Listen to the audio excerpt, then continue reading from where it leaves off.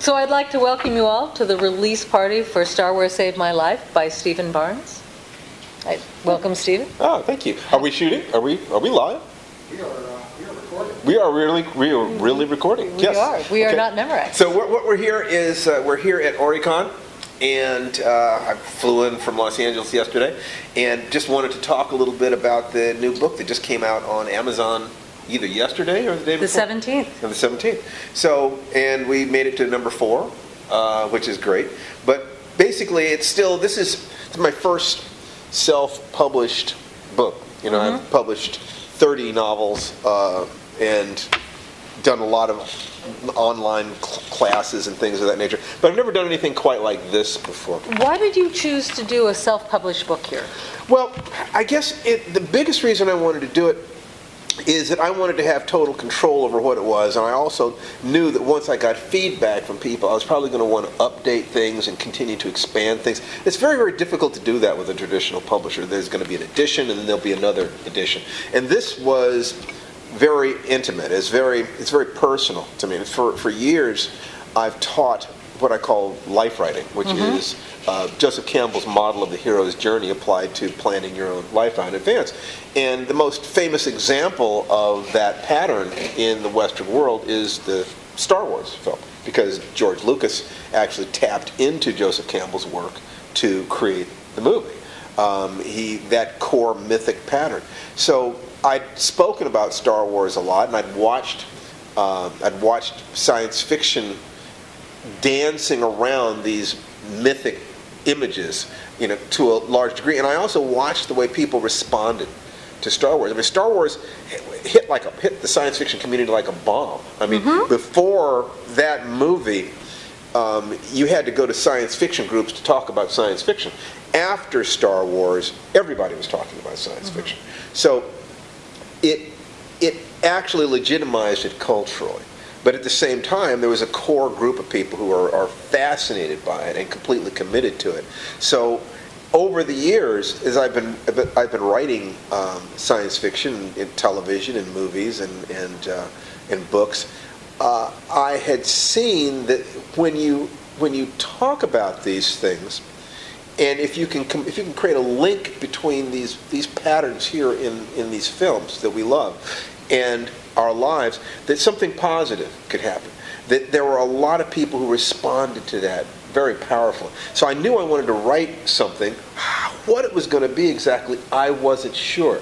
But like I said, I wanted to have some control over it. So I decided for the first time to do this one myself. And we'll see what happens. And it's Princess Leia.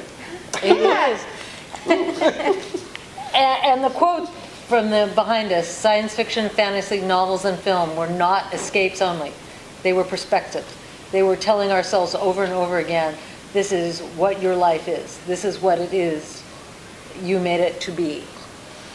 Well, are you asking what does that quote mean? Or yeah, why did you choose that?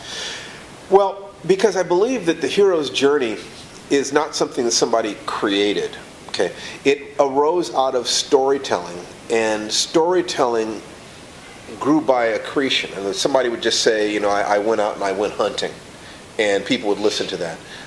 And then over time, the stories became more complex. I went hunting, and this happened, and these were the things of importance that happened.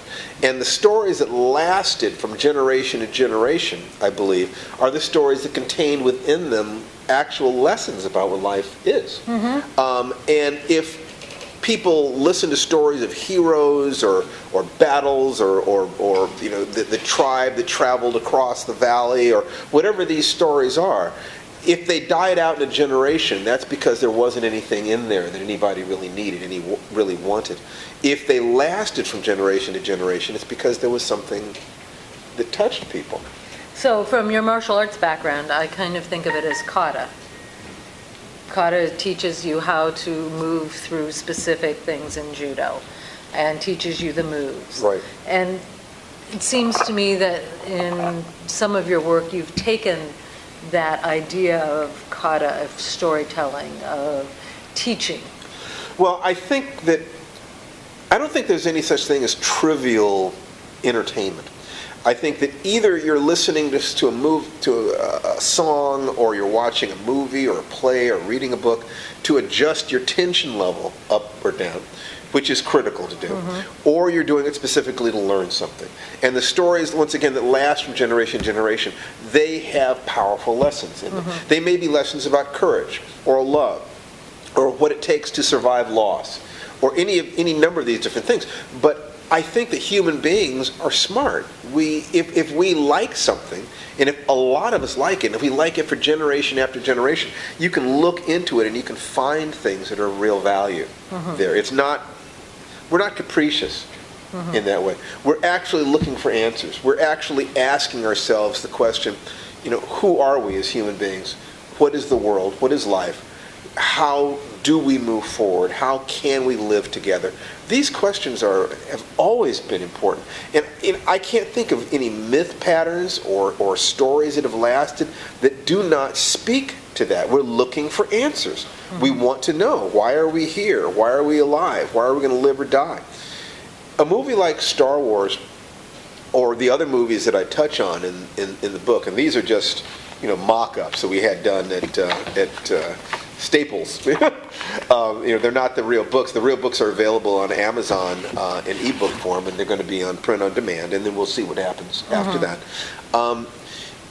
We touch on The Matrix, on Aliens, on The Wizard of Oz, and of course the original Star Wars. Each of which, I believe, was fantastically popular because it spoke to something. They said something.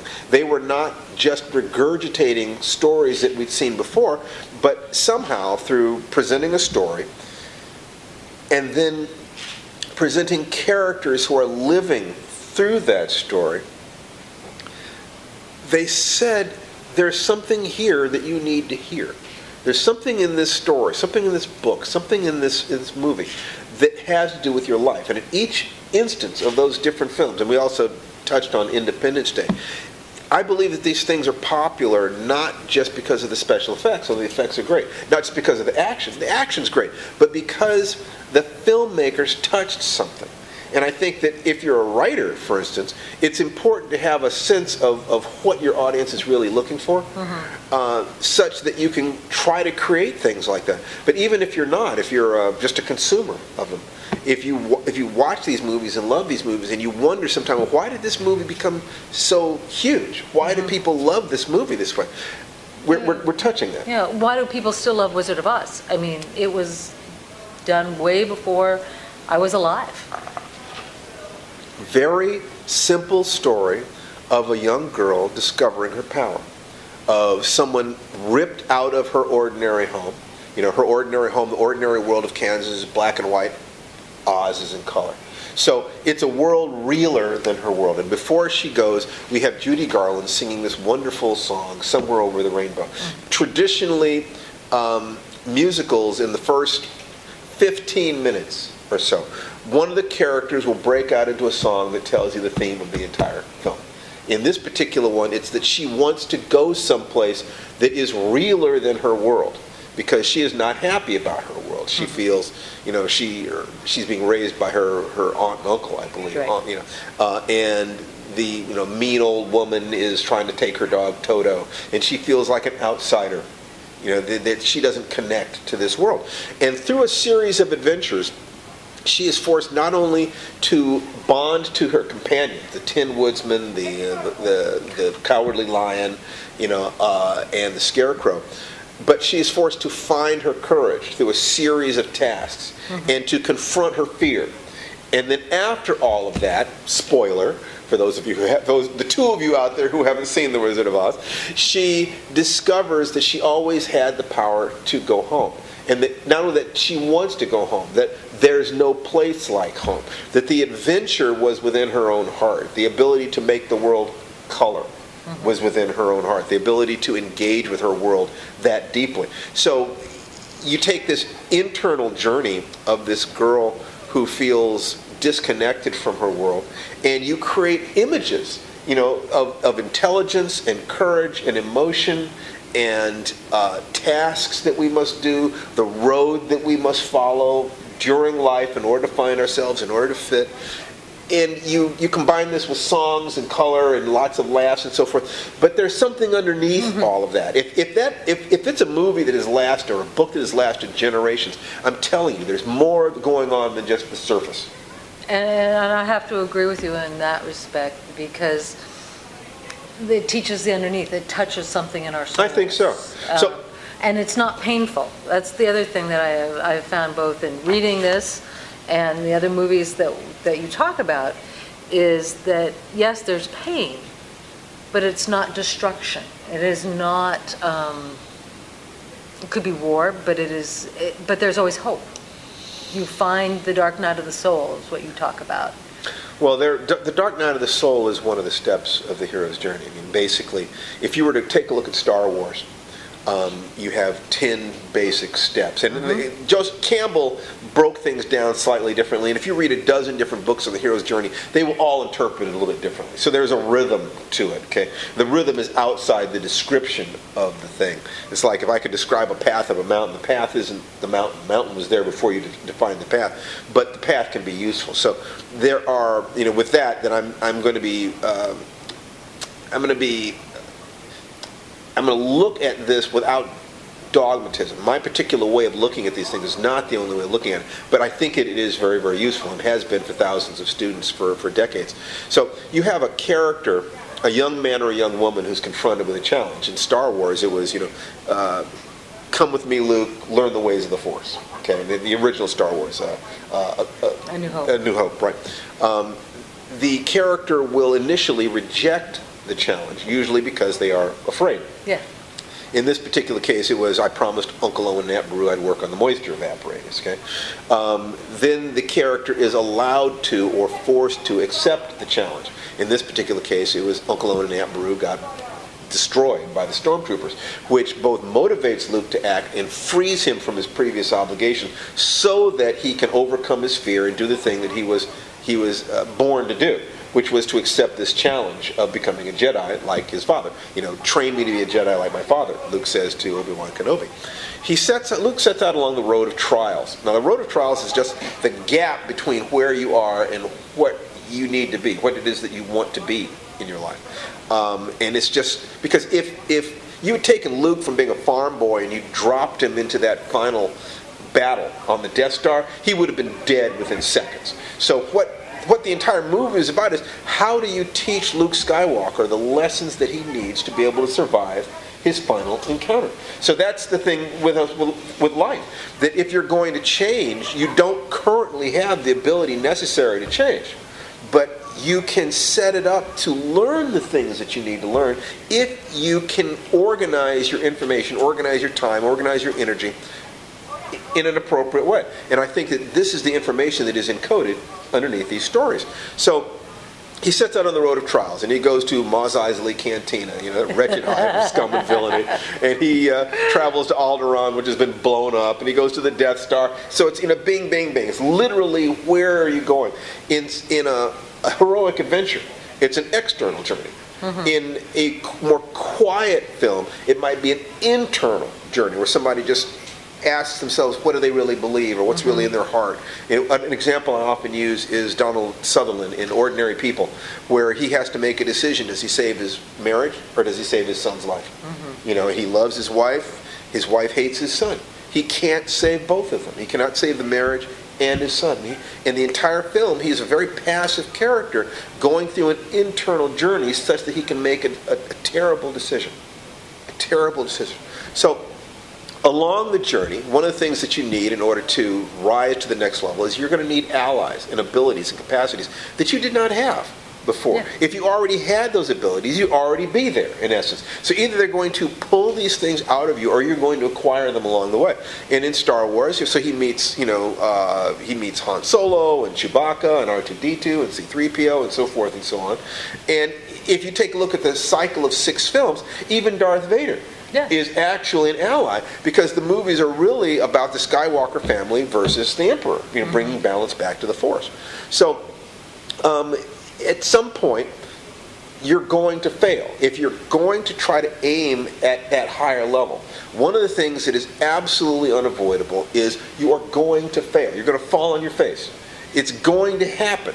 Get over it. Get used to it. Prepare for it before you get there. There's no way to avoid it. And every single person who has ever succeeded, the people you see that are more successful than you, have also failed more than you. They just kept getting back up and trying again. So if you know before you get there that you're going to fail, then you can actually align your resources. What are the emotional resources you're going to need? Who do you need to call you up and take you to the zoo?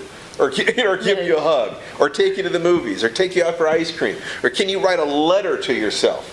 To be and put it behind glass, to be opened only in case of emergency. The next time you're seriously depressed, you open that letter and you read the letter that you wrote to yourself 6 months ago that is telling you, hey, I believe in you, we knew this was going to happen, don't worry, you've been through this before. Because those sorts of problems, I've talked to women who've had children. And one of the things that they say, and tell me whether or not you find this is true, Angie, Princess Leia. One of the things they've said is that they don't tend to remember how bad the pain was. And I would say, is that Absolutely. You're blissful in love with your child, blissfully in love with your child, and the painful part, the part that you were just cringing about that whole time, that just goes away. It just goes away, disappears. Now, the flip side is true as well. That the pain of birthing ourselves, we tend not to remember it, such that the next time we encounter that pain, we think it means we cannot do something. In other words, we forget how many times we fell down when we were learning how to walk, how many times we failed learning how to talk, ride a bicycle, stuff like this. So that when you start trying to do a new thing and failure comes, you say, oh, this pain means I can't. This fear means I can't. This dark night of the soul where it feels like I have no chance to do this must mean I have no chance to do this. So I'm going to stop you there, because I think that is one of the greatest lessons in this book, is getting through that dark night of the soul. Because I watch students that I work with, and part of our society, and a large number of the young people I work with have never failed. They've never been okay having failure. Well, they don't remember failing. Everybody has failed. Right. And everybody gets back up. But we forget that, and we discount our previous successes earlier in life. I've seen people do that countless times. They'll say, I've never succeeded at anything. Nobody has ever loved me. They are lying to themselves.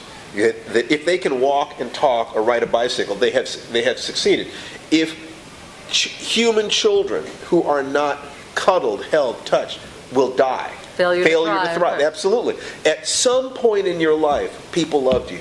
Someone protected you, or you would be dead. Okay? So one of the secrets of success is being able to access the moments at which things went right, and then bringing them forward into the times that things are going wrong. Okay? So the whole dark night of the soul thing, every single movie you've ever seen where the hero had a triumphant success, there was some point at which they were broken. They'd lost hope completely. That always happens. It's part of the pattern. Now, the way through the dark night of the soul is called the leap of faith. And the leap of faith is always faith in one of three things. It's either faith in yourself, faith in your companions, or faith in a higher power. And in the original movie, Star Wars, A New Hope, it was all three at the same time. It was, faith in himself, that Luke was flying. He also, the Force, he was directing the Force. So it's trust your feelings, Luke. He trusted the companions. Han Solo dives in out of the sun and blows Darth Vader's people away. And faith in a higher power. The Force is this spiritual force that connects the entire universe together. So by trusting himself, he's connecting himself to the universe. He's trusting his companions. So in John Williams' theme music, swells up and everything is great. So it's all three. So the next step after that is that you confront evil again, and this time you're victorious. And the last step is the student becomes the teacher. The movement to the higher level. In this particular case, it's represented the confronting evil and successful is the Death Star blows up.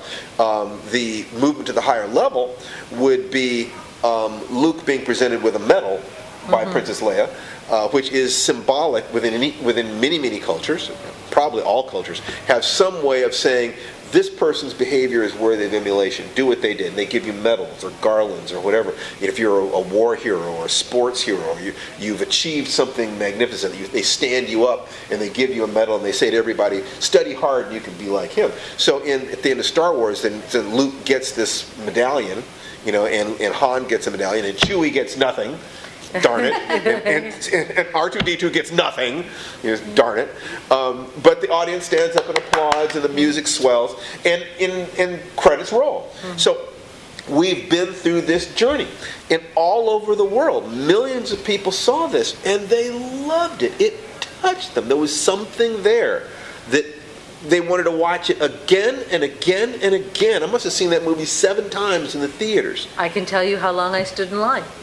How long did you stand? I stood in line for 3 days. Yes. Watching with, and I was in college. Yeah. See, that's... And we swapped it out. But it was... I see a big grin on his face. You know what I'm talking about. The kinds of movies that have that kind of impact, stories that have that kind of impact, this stuff is not trivial entertainment. It is giving us something that we need as human beings. And I want to go to that, Stephen, because I think one of the great things about your book is that everybody has pain, everyone has challenges, everyone has something they're going through. And each of the characters in your book have a challenge, have something that they're dealing with. And what you're doing is introducing each of them to their own hero. And their own hero is going to walk them through how to get through that challenge. Because they need that. They need that identity with that hero. My hero is Luke Skywalker, so how, if I'm walking through this challenge, what would Luke do when he's confronted with that challenge? Did he reject the challenge? Yeah, originally he did. Okay? I reject some of those things that happened in my life. We've all done that. Right? Right. So, and eventually you accept that challenge and you go through that. Luke got his companions. I found some companions of myself to help me through my journey. That has that's an happened important thing right there. None of us can make it alone. Exactly. That we...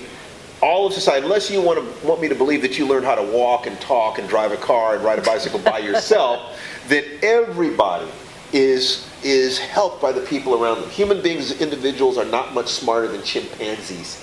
The advantage we have is that we can share information with each other. In other words, I can live my life and I can turn around and say to my 11-year-old son, this is what I went through. You are afraid. You are afraid of doing this. You're afraid you can't do that. I was afraid too. He'll say, Dad, you were afraid? But you've got, a black belt. Well, actually I have 3. But it's irrelevant. What's important is that I remember distinctly driving down the street with tears streaming down my face because I was so scared to go back in that school.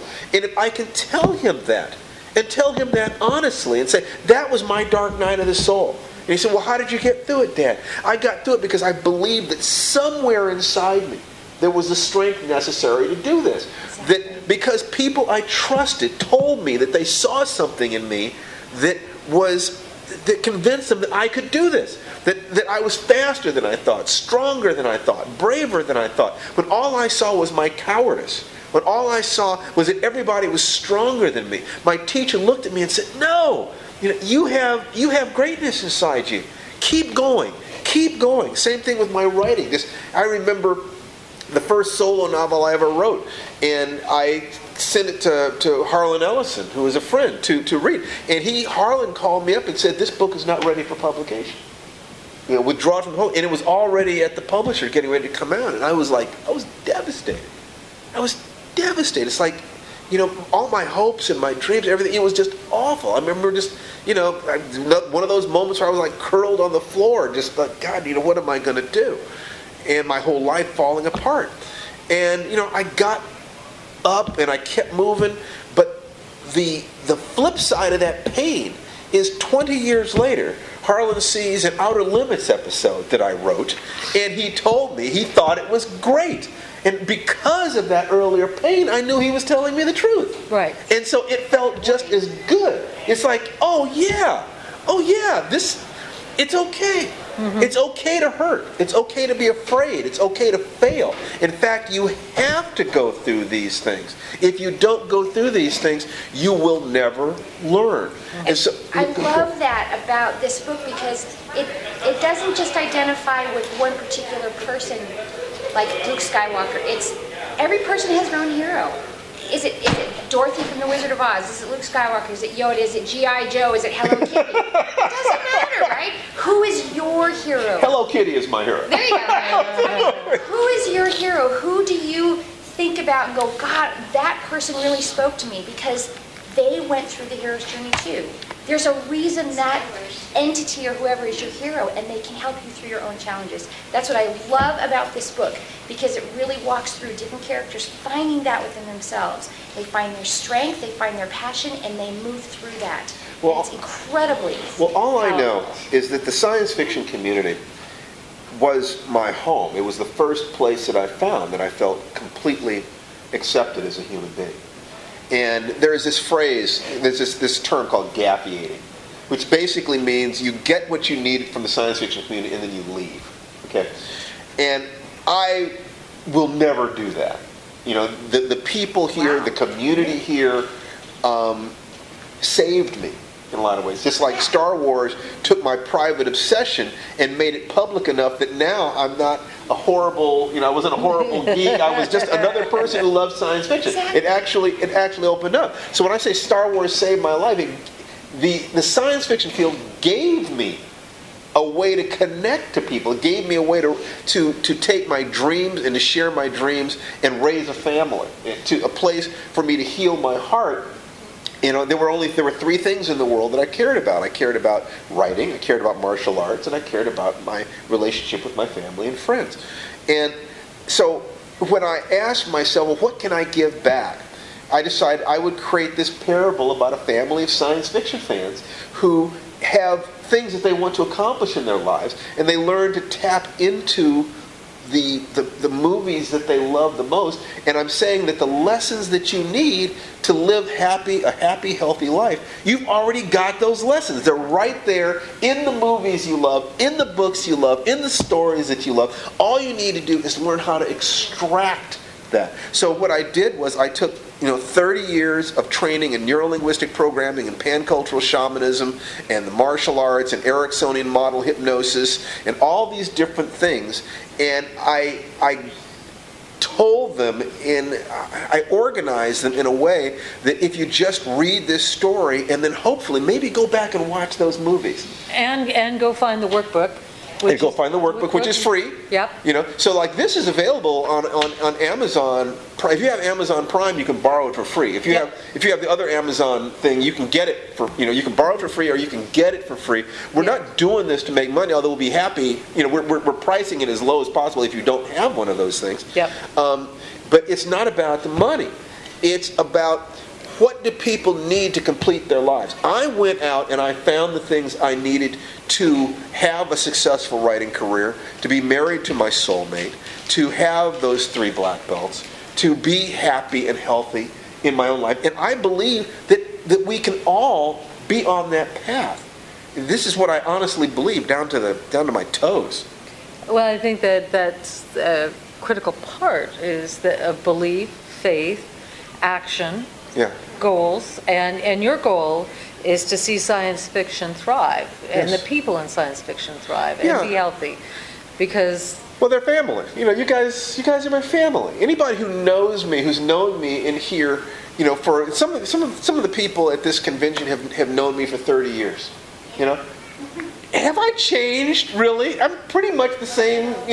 I'm the same guy pretty much. This is the life I wanted. This is who I am. You can't fake that for 30 years. Yeah. You just can't. That I love the people at these conventions. Mm-hmm. I love the dream. I love the movies. I love the fun. You find smart, sweet, good-hearted people who just love to play. You just love to play Leia, slave girl. I'm just like, oh yeah, woof. I mean, Carrie Fisher has nothing on me. I'm just kidding, Carrie. so, Well, I guess that's kind of the basic framework for things. If we're just doing this for, we're going to put this up on YouTube and just to give people an idea of what the book is and what it is that we're doing. But if there are any questions about anything connected to it, because there are a lot of different technologies and a lot of different things in there, and we actually, with a group as small as we have here, we can actually give a couple copies of this book away. People, absolutely.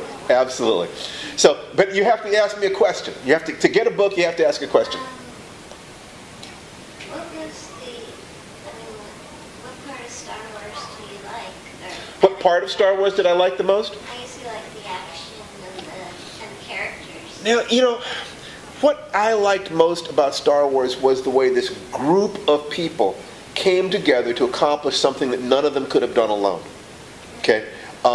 I think that was what it's, because we all have that sense of there's a huge world out there, and there has to be some way I can fit into it to do something important. And we want some sense of meaning in our lives. And if we can find the right group of friends, the right group of companions, they can lift us up. I mean, in general, you're not going to get any further than the reference group of friends you're around. The fastest way to grow in any way is to change your reference group. The fastest way to fail is by changing your reference group, being around people who are going to drag you down or lift you up. And in the case of Star Wars, every single one of those characters contribute to help Luke Skywalker become the hero he was born to be. C-3PO and R2-D2, every single one of them. One piece at a time. And when you look at that and what that means, what I see when I look at that movie was a magnificent expression of that core myth that you will find all over the world. In every culture in the world, they tell this story about someone who is at this point in their life, who has this set of challenges, and to save their village or save their heart or save their life or save their sweetheart, they move beyond fear and they move beyond limitations and they find some way to grow. And there is no one who hasn't been stuck. There's no one who has not felt, I can't change my body, or I can't make more money, or I can't finish school, or I cannot find love, I can't save money, I can't do this, I can't do that. We all have that. And what I'm saying in this book is that the lessons that you need are right there. And for me, the biggest lesson, pick your friends carefully. You can't choose your family, but you can choose your friends. And you want to choose people who will lift you up when you stumble. Okay, so for me, that's what was in Star Wars. That just, all the special effects and the music, I love that stuff. But what I really love more than anything else is Han Solo diving in out of the sun, is Princess Leia, with the cinnamon buns on the side of her head, trusting that Luke was going to come through. Was Obi-Wan Kenobi willing to die to protect his Padawan, who was going to bring, balance to the Force? That these characters, caring about each other, selling their lives dearly. It's a trivial little science fiction space opera, and it touched hearts all over the world. There are 1 billion people on this planet who have seen that movie and love that movie, and I am one of them. Yeah. And here's your copy. Thank you. You bet. Good to see you. It's good to see you too. Always good to see you. Always good to see you. Yes? Joseph Campbell's work on the hero's journey had a big influence on Star Wars. Yes. And it has, his studies show us that And by the way, make sure, I need to sign that before you leave. Yeah. Okay. Yes.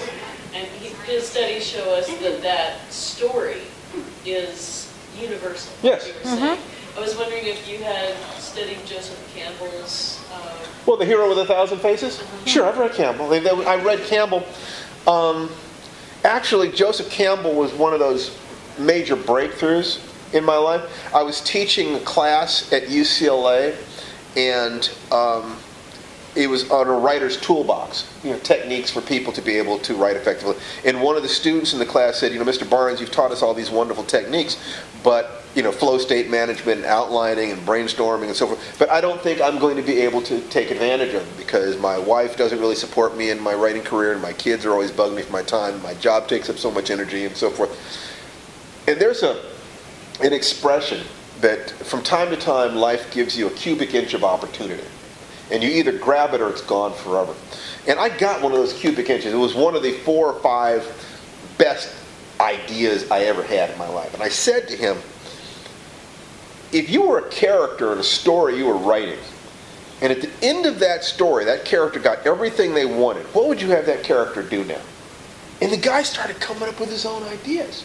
He said, well, first his eyes crossed and smoke started coming out of his ears. But after that, he started coming up with his own ideas. And he said, well, I could take my lunch to work, and that would save some time. And I could, and I could tell my kids that what it is that I'm doing, which is I want to write books, and they think that was really cool, and they'd probably support me in that. And I could exchange chores with my wife, give her some time to do some of her hobbies, take over some of her chores if she'll protect some time for me to be able. And I was sitting back saying, how could he have been stuck at this point and be a font of ideas at this point? Same guy, same brain, he hasn't learned anything else. What was it? So I tried it on the rest of the class, and people started coming up with their own answers too. So I went home that night and asked my wife, I said, I told her what it was that had happened in school. And I said, I think something important happened here. And do you think I should dig into it? And she said, yes, you should.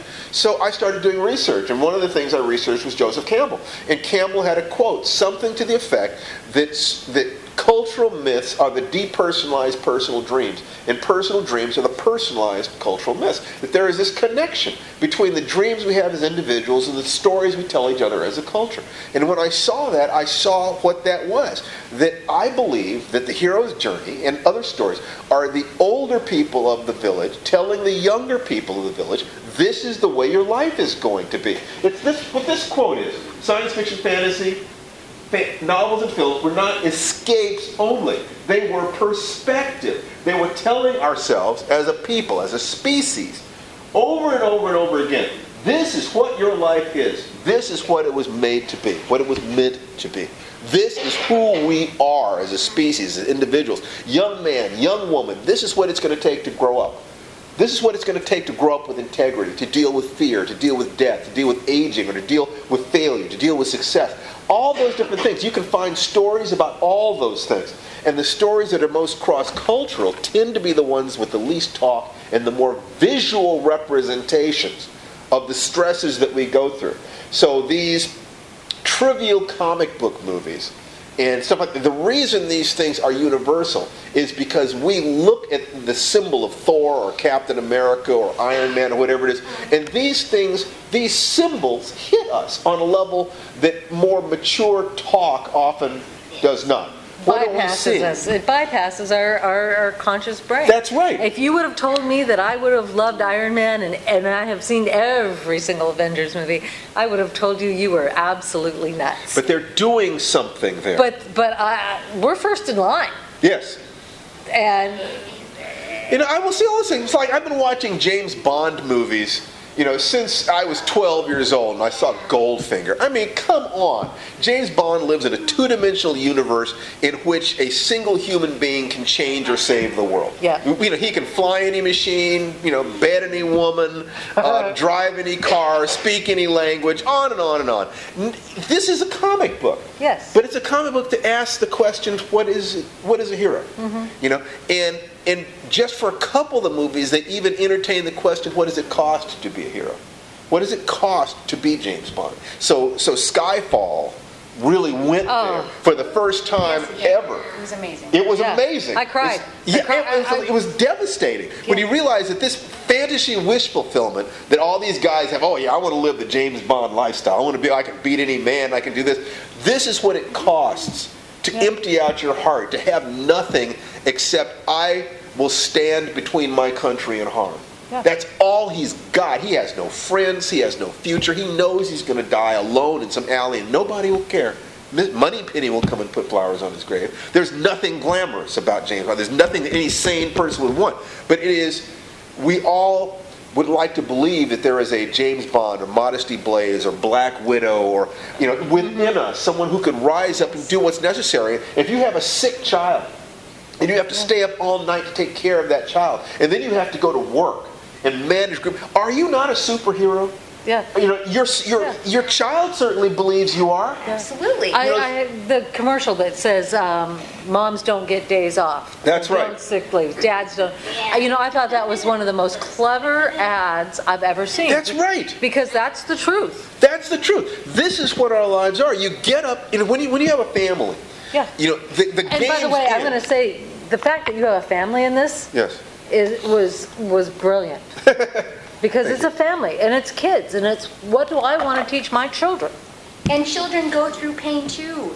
Teenagers go through pain too. They need their heroes too. They need to know how to go through That's this right. stuff too. Not just the adults out there that we're showing how these teenagers go through this path as well, and have their parents help them. Yes, Look. and they're Not adopted only aunts. that, but can I take care of my adult responsibilities in the world and still keep that little kid alive inside me? Yes. You've still got your little kid inside. Oh yeah, and you look beautiful. You look so beautiful. Beautiful, Thank Angie, you very and you're much. having fun at a science fiction very convention, important. and you handle real adult responsibilities at work, and you Yep. have a family that depends on you, Yes, I and you have the stresses and tragedies and issues that every adult human being has, but you have not lost that little girl. The inside you. giggliness. And how important has Star Wars been to you to help you do that? Saved my life. It's Saved your critical. life. Absolutely. This Saved my is- life. That is not a joke. Because you are a hyper competent human being. Yes, I am. Very professional woman in real life. and Yep. I can vouch for that since I work with her. Another hyper competent Yes, person, exactly. you know, and I You have, can still have fun though. well, not Fun only doesn't go away just because you have a professional life. You and know? not only can you have fun, it is critical to have fun. Absolutely. You know, this is life is not supposed to be just drudgery, even though there is drudgery to be done. You have to do the tasks, or else your children are not safe. The children of the world are not safe. But being an adult does not have to be this, oh God, I got up another day. No, it can be, everything I do has significance. Every task I do has significance. Every person I contact is important. There are no unimportant people on this planet as far as I'm concerned. I may not be able to spend equal time with all of them, but they all have hopes and dreams and needs, and they all, when I create a story, and I've written 3 million words of fiction, more than that now. In every single story, I was trying to say something that was important to me in a way that would touch them as well. And you just said something, Stephen, I really, really appreciate. Everyone has hopes and dreams. It is so critical that every person listens to those hopes and dreams and not shut them down, ignore them, think they're stupid, think they're crazy, because when they do that, there's a part of them that dies. It dies. It dies. You actually can kill your heart. Kill the hope. Kill the hope. So Yep. what this... Grab it back, no matter how crazy it sounds, no matter how crazy your family or your friends tell you that dream is. It doesn't matter. It's your dream. That's right. Follow it, pursue it. That will make you One of the things that I did in here, and I get paid a ridiculous amount of money to work with sometimes very, very wealthy and famous people who have emotional stuff. And I found a set of tools that work that when I'm working with them. And one of those tools is, there are probably dozens of different separate tools that are internested in this book, in the simplest, most direct story that I could tell that still had cohesion, internal cohesion. It was trying to tell the truth. But one of those tools that I'll just give to you right now is something we call the ancient child. And what you do is you imagine, and there's several different ways to address this, but you visualize the child that you were when you started this path. The oldest child that you can visualize that is still happy and healthy and connected to his dreams, her dreams. And for many of us, that might be about 4 or 5 years old. Okay, sometimes 10 or 11, but usually for most people, it's somewhere around 6 or 7 years old. And you visualize that child. And you make sure, is that child feel safe, healthy? Because in a lot of ways, your only job as an adult is to create a safe space for that child to play. Mm-hmm. Just, the child, your little boy, your little girl, their job is to dance and play. As an adult, your job is to create a safe space. Build the fences, keep the bobcats out, sweep out the broken glass, prune the thorns off the roses, but just create a safe space for your kid to play. So you've got that kid, and you've got the adult part of you, and then there's another part the ancient part, that is who you're going to be on your deathbed, at the end of life, beyond all need for ego, all need to look good, and all need to worry about what anybody thinks about you, and all the masks that we wear. That's your wisdom. The child part of you has all the aliveness and the energy and the creativity. The ancient part of you on your deathbed has your clearest values, what is really important. And if you're not clear on that, look up the last words of famous people, or just the things that people say on their deathbeds. Find out what is actually important to people. I guarantee you, none of them said it wasn't going to work. Or having a Ferrari. That's right. I should have danced in the rain. I should have written poetry. I should have told my dad that I forgive him and that I love him more than anything in the world. I should have spent more time with my kids. I should have done this. I should have shared my heart. I should have told the truth. I should have had more courage. You look at the things that people say on their deathbed, and you understand that you should live your life so that the last moments of your life will not be filled with regret. But with joy, yeah. But with joy, with a sense of completion. I did the best I could. There may be tears, pain, whatever. But the worst thing in the world is a feeling of, oh my God, I went down the wrong path. I lived someone else's life. You got to live your own life. Okay? And I'm going to interrupt you here, because we have, and especially for those of you, because we have mostly women in here, we have an opportunity in today's world that was not given to our parents. Absolutely. And my grandmother is 109, and she's still active, and she still moves, and she had so many limitations. And I just really encourage people, especially the young women I work with. And the reason I'm interrupting is because we're going to end up running out of time here. Yeah, well, I mean, what I wanted to say is that if you make contact with that child inside you, and you make contact with the person you're going to be on your deathbed, all you have to do to have a good life is your adult self simply has to find some way to take your childhood dreams and your deathbed values and navigate them in the adult world. That you take a look at everything you're doing. Am I expressing the dream I had as a child? And you don't have to be working at a job that makes you happy if the job enables you to support the things that make you happy. You can go down to the coal mine if you're doing it for your family. When you come home, your kids jump up in your arms and say, "Daddy, we love you." And if you do that, you have a life that belongs to you. Now, there are many things in this book. Star Wars saved my life. It's one of those things where I finally decided to put my thoughts about this down on paper in some way that would be effective, hopefully effective and efficient.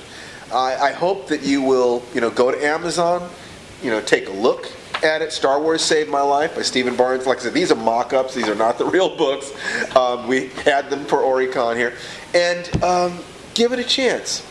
And then write to me. Let us know how you're using it, what you need more of, what you'd like me to emphasize, and I will respond. I love you guys.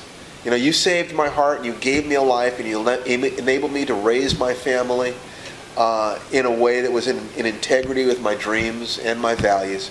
I have no way of saying thank you except to kind of empty my heart out in a way like this, and I hope you can feel how sincere I'm being here and how much I care. And I want you and each and every one of you to be able to live your own dreams.